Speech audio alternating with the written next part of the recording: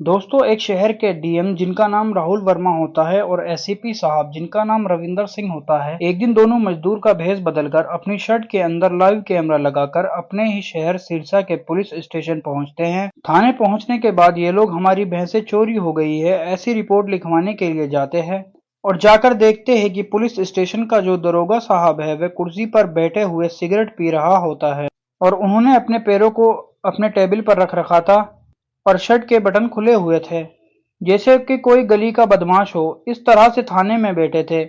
भेष बदलकर पहुंचे डीएम और एसपी साहब उनसे अपनी भैंसों की चोरी की रिपोर्ट लिखवाना चाहते थे। दरोगा साहब उन्हें मना कर देते हैं। वे रिपोर्ट लिखने के बजाय उनसे पहले घूस मांगते हैं। दोस्तों, आगे क्या होता है और क्यों डीएम और एसपी साहब को मजदूर बनकर इस पुलिस स्टेशन में आना पड़ा, पूरी कहानी की सच्चाई जानेंगे इस वीडियो में। दोस्तों, ये कहानी हरियाणा के शहर सिरसा की है, जहां पर अभी एक नए डीएम साहब की ड्यूटी लगी होती है। वे अपनी ड्यूटी को ईमानदारी के साथ करने में जुट जाते हैं और अपने फर्ज निभाने में लगे हुए थे। डीएम साहब के पिता वह एक किसान होते हैं जो अपने खेतों में दिन रात मेहनत करते थे। उन्होंने अपने बेटे को पढ़ाई लिखाई के साथ साथ अच्छे संस्कार और ईमानदारी का पाठ भी पढ़ाया था। ऐसे ही अच्छे संस्कार देकर उनकी परवरिश की थी। उन्होंने बचपन से ही सिखाया था कि बेटा, हमारा ओहदा कितना ही बड़ा क्यों ना हो जाए, लेकिन हमें अपनी ईमानदारी को कभी नहीं भूलना चाहिए। सिर्फ अपने नाम और रुतबे पैसे हासिल कर लेने से इंसान की इज्जत नहीं बढ़ती, उसके अंदर ईमानदारी का होना बहुत जरूरी है। पैसा तो हर कोई कमा सकता है, लेकिन इज्जत सिर्फ उसकी होती है जो ईमानदार और सच्चा होता है। तुम अपनी जिंदगी में कोई भी ऐसा काम मत करना जिससे लोग हमारे ऊपर उंगलियां उठाए। मैं अपनी पूरी जिंदगी में कभी सर झुकाकर नहीं जिया। मैंने अपने पिता की बात मानी और उनकी सारी बातें सुनता था और समझते हुए अब मैं अपनी जिंदगी में आगे बढ़ता गया। और इसी तरह डीएम साहब भी अपने पापा की बातों को मानते थे और वह भी अपनी जिंदगी में आगे बढ़ रहे हैं और फिर वह अपनी पढ़ाई के दम पर शहर के डीएम पद को हासिल कर लेते हैं। ड्यूटी को ज्वाइन किए उन्हें अभी सिर्फ एक हफ्ता ही हुआ था कि उनके पास एक पुलिस स्टेशन के खिलाफ काफी शिकायतें आने लगती है। शिकायतों में लिखा हुआ था कि पुलिस स्टेशन का सभी स्टाफ ये थाने में रहता है, हमारी किसी भी रिपोर्ट को नहीं लिखते और ना ही कोई कानूनी कार्रवाई करते। अगर रिपोर्ट को लिखते तो पहले रिश्वत के तौर पर पैसे भरना पड़ते, तब रिपोर्ट लिखी जाती। और दोस्तों, इसके बाद भी कोई संभावना नहीं होती कि कानूनी रूप से मदद मिल पाएगी। और यही नहीं, अब इन शिकायतों को देखने और पढ़ने के बाद डीएम साहब सोचने लगते हैं कि शायद हो सकता है पुलिस स्टेशन और वहां के दरोगा की बदनामी करने के लिए ऐसी फर्जी शिकायतें भेज रहे होंगे, क्योंकि किसी के केस ज्यादा समय लगने के कारण लोग बाग वहां के पुलिस वालों के खिलाफ रिपोर्ट्स करने लगते हैं। ऐसा अक्सर देखा गया है। तो दोस्तों, डीएम साहब भी यही सोच रहे होते हैं। ऐसा अक्सर होता ही रहता है। ये सोचकर वह इन शिकायतों को नजरअंदाज कर देते हैं। लेकिन दोस्तों, इन शिकायतों को आते हुए लगातार ऐसे ही एक एक दो दो हफ्ते गुजर जाते हैं, लेकिन फिर भी ये शिकायतें मिलने लगती है। अभी ये शिकायतों का बार बार आने से डीएम साहब को भी लगता है कि जरूर कुछ न कुछ तो धुंधलेबाजी चल रही है थाने। तो वह एसीपी साहब को मिलने के लिए बुलाते हैं और उनसे मुलाकात करते हैं। बातों ही बातों में उनसे इस बात का भी जिक्र करने लगते हैं कि आपके स्थान में ऐसी ऐसी शिकायतें हमारे पास आ रही। तो एसीपी साहब भी कहते हैं कि हाँ हाँ, मुझे भी आ रही है। पिछले कई दिनों से ये शिकायतें तो मिलती ही रहती है, लेकिन मैं यही सोचकर इग्नोर कर दिया कि हो सकता है कि हमारे डिपार्टमेंट को बदनाम करने की साजिश हो रही होगी। लेकिन अब भी ये शिकायतें अपने पास आती रहती है, तो इसमें मामलों को गंभीरता से देखना।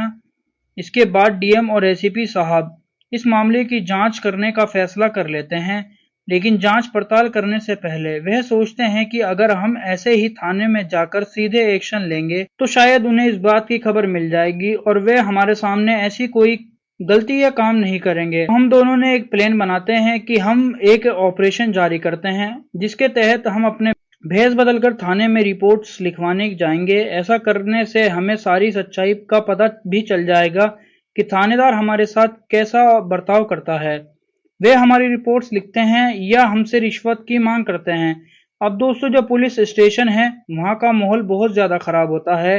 आम आदमी जब उस पुलिस स्टेशन में अपनी कोई भी रिपोर्ट दर्ज कराने के लिए आते हैं तो दरोगा साहब उनके साथ बहुत ही ऐंठ में और एटीट्यूड में बात करते थे और ऐसे रुबाब में पेश आते थे। ना उनकी शिकायत को अच्छे से लिखा जाता था, सिर्फ पैसे लेकर उनकी शिकायतों का काम किया जाता था। रिपोर्ट्स लिखे जाने के बाद भी उन पर कोई भी कार्रवाई या एक्शन नहीं लिया जाता था। कई कई दिनों तक आम आदमी पुलिस स्टेशन के चक्कर में अपना पैसा, वक्त और बार बार पुलिस स्टेशन के चक्कर काटता रहता था, लेकिन उन्हें ऐसे ही टाल मटोल करके वापस भेज दिया जाता था। दोस्तों, मैं आपको बता दूं, थाने में दरोगा साहब अपनी शर्ट के बटन खोलकर कुर्सी पर बैठे कर टेबल पर पैर रखकर बैठते थे कि मानो कोई इंस्पेक्टर नहीं, गली का गुंडा हो।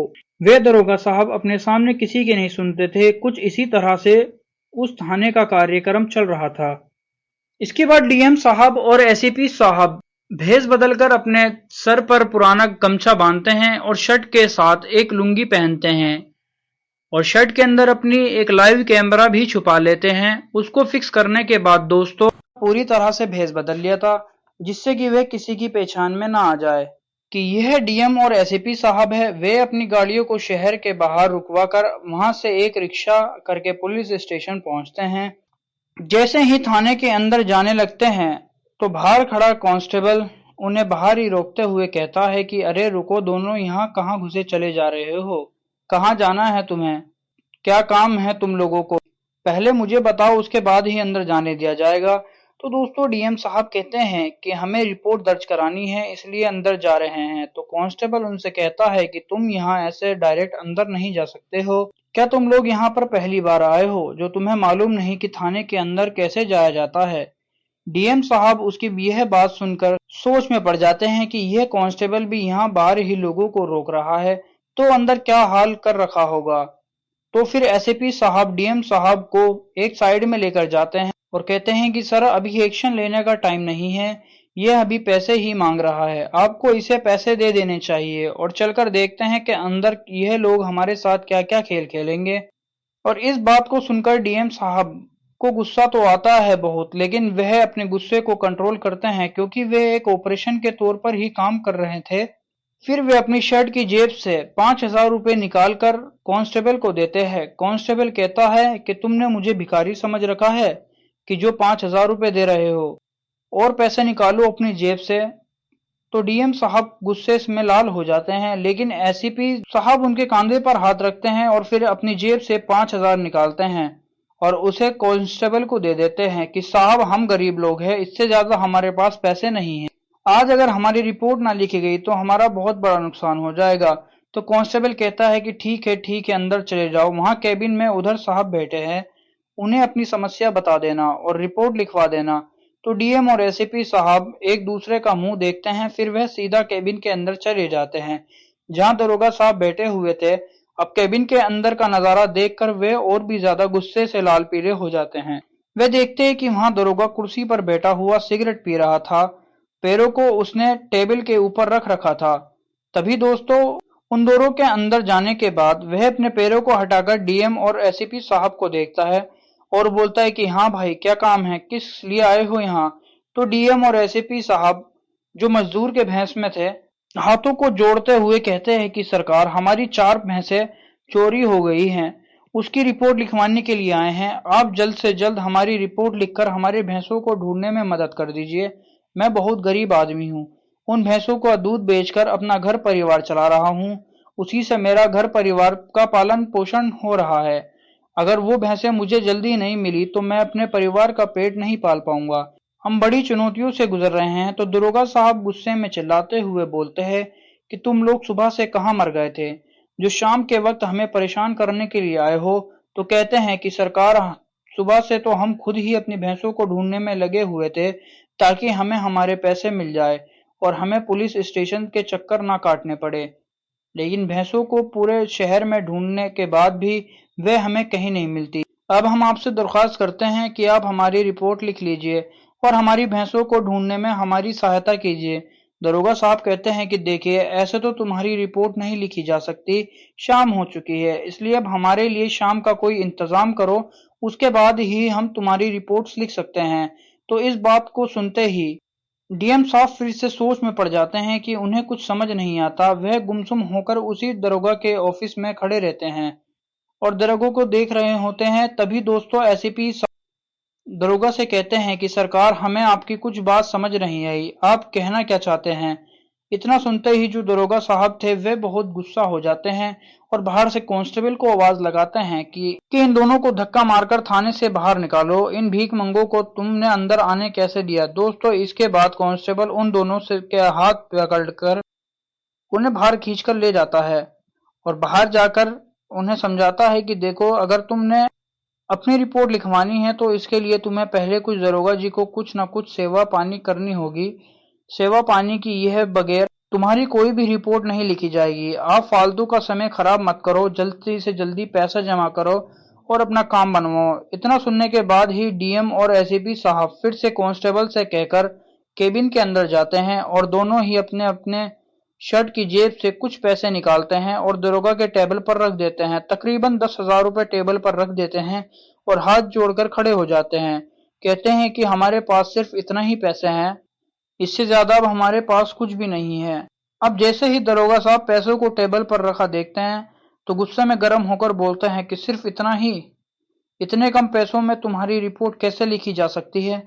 तुम्हारी भैंसों को ढूंढने के लिए अलग अलग शहर में जाना पड़ेगा, बहुत खर्चा आएगा, गाड़ी को इधर उधर घुमाना पड़ेगा, पेट्रोल लगेगा और हमें भी बहुत परेशानी झेलनी पड़ेगी। तुम्हें अभी और पैसे का इंतजाम करना पड़ेगा, के बाद ही तुम्हारी रिपोर्ट लिखी जाएगी। तो ये सब बातें सुनने के बाद एसीपी साहब बोल पड़ते हैं कि सर, आपको सरकारी तनख्वाह तो मिल रही है, तो सर हम लोगों की परेशानियां सुलझाने के लिए, हमारी रिपोर्ट लिखकर हमारी सहायता करने के लिए आप लोगों हमसे पैसे क्यों मांगते हैं। अब इस बात को सुनने के बाद ही दरोगा साहब अपनी कुर्सी से उठ खड़े हो जाते हैं। उनका गुस्सा 7वें आसमान पर पहुंच चुका होता है। वे चिल्लाते हुए कहते हैं कि अब तू मुझको कानून का पाठ पढ़ाएगा क्या? अभी तेरे को बताता हूँ और दिखाता हूँ कि कानून अपना काम कैसे करता है। तभी बाहर से तेज सायरन्स की आवाज पूरे पुलिस स्टेशन में गूंजने लगती है और 2 सरकारी गाड़ियां पुलिस स्टेशन के बाहर आकर खड़ी हो जाती है। अब जैसे ही दरोगा अपना डंडा लेकर एसीपी साहब के पास पहुंचता है तो तुरंत जो गाड़ियां आई हैं उनमें से डीएम साहब की टीम निकलकर थाने को चारों तरफ से घेर लेती हैं। दोस्तों, कुछ लोग थाने के अंदर आ जाते हैं तो वो लोग अंदर आ दरोगों को बताते हैं कि खबरदार, एक कदम और आगे बढ़ाने से पहले पहले ये जान लो कि तुम्हारे सामने खड़ा आदमी वह यहाँ का एसीपी है और जो दूसरे वाले हैं वह यहाँ के डीएम साहब है। तुमने आज जो कुछ भी इनके साथ यहाँ पर बर्ताव किया है उस सभी का वीडियो रिकॉर्ड हो चुका है और वे लाइव हेडक्वार्टर में देखी जा रही है। अब ये बात सुनने के बाद ही दरोगा साहब के पसीने छूट जाते हैं। वे पैरों के बल जमीन पर बैठ जाते हैं और अपने हाथ जोड़कर उनके सामने गिड़गिड़ाना शुरू कर देते हैं। इसके बाद एसीपी साहब दरोगा को धमकाते हैं और कहते हैं कि यही है तुम्हारा काम और तुम्हारा फर्ज। क्या इसी काम को करने के लिए तुम यहाँ रखे गए हो? तुम्हारी बहुत ज्यादा शिकायतें पहले भी आ रही थी, लेकिन मैंने सोचा कि कोई हमारे डिपार्टमेंट को बदनाम करने की कोई साजिश हो सकती है, लेकिन यहाँ कर मुझे पूरा मामला समझ आ चुका है। मैंने अपनी आंखों से तुम्हारी काली करतूतों देख चुका हूँ। अब तुम लोगों के खिलाफ सख्त से सख्त कार्रवाई की जाएगी और सबूत हम इकट्ठा कर ही चुके हैं। इसके बाद डीएम और एसीपी साहब उनके खिलाफ कोर्ट में केस कर देते हैं। सबूत पक्के मिले थे तो पूरे थाने के स्टाफ को सस्पेंड कर दिया जाता है और उनकी जगह पर दूसरे स्टाफ को तैनात करने के लिए निर्देश दिए जाते हैं। और जैसे ही जज साहब बोलते हैं कि ये फोटो और वीडियो जिले के सभी थानेदार को दिखाओ और इससे वह सीख लेंगे कि अगर कोई भी ऐसा व्यक्ति कोई भी ऐसी हरकत करता है और पकड़ा गया तो उसे फौरन सस्पेंड कर दिया जाएगा। हमें जरा भी लापरवाही नहीं चाहिए। पहले ही पुलिस वालों को बहुत बदनाम किया जाता है, इसके बाद ये खबर सुनते ही पूरे जिले में इनकी हलचल मच जाती है। डीएम साहब भी थानेदार को सख्त निर्देश देते हुए कहते हैं कि अगर ऐसा मामला किसी दूसरे थाने में देखने को मिल जाए तो उसको इससे भी बुरा अंजाम भुगतना पड़ेगा। और डीएम साहब ऐसा कहते हैं कि अपनी पर्सनैलिटी को बढ़ावा दो और हमारा जो काम है उसको करो, उसका पालन करे। ऐसी हरकतों से हमारा डिपार्टमेंट बहुत बदनाम हो रहा है, हमें इसमें सुधार करने की आवश्यकता है। तो दोस्तों, इसके बाद जब ये बात डीएम साहब के पिता को पता चलती है जो कि किसान होते हैं तो दोस्तों उनका सर गर्व से ऊंचा हो जाता है कि उनका बेटा अब अपना फर्ज बखूबी से और ईमानदारी से निभा रहा है और ये काम करके उसने समाज में एक अच्छा संदेश दिया है। इस काम के बाद सभी अधिकारियों को ईमानदारी की सीख लेनी चाहिए। डीएम साहब के पिता अपने बेटे की ईमानदारी पर बहुत गर्व महसूस कर रहे थे और दोस्तों कुछ समय के बाद जब डीएम साहब छुट्टी पर अपने घर आते हैं तो अपने पिता के साथ गांव में घूमते हैं और गांव वालों और डीएम साहब के पिता गांव वालों को बड़े गर्व से बताते हैं कि मेरा बेटा एक सच्चा और नेक पुलिस वाला है। और दोस्तों उसके बाद जब डीएम साहब अपने पिताजी के साथ खेतों में काम कर रहे थे और जब उनके पिताजी उनको देख रहे थे तो देखते हुए वो बड़ा गर्व फील कर रहे थे कि उन्होंने एक ईमानदार बेटे को पाला है और उसकी इतनी अच्छे से परवरिश कर पाया। और कहते हैं कि ऊपर वाला ऐसा बेटा सभी को दे जो अपने माँ बाप का नाम रोशन करे। तो दोस्तों ये थी आज की कहानी जिसमें डीएम साहब के पिता उन्होंने हमेशा ईमानदारी का पाठ पढ़ाया और ईमानदारी से काम करने की सीख दी।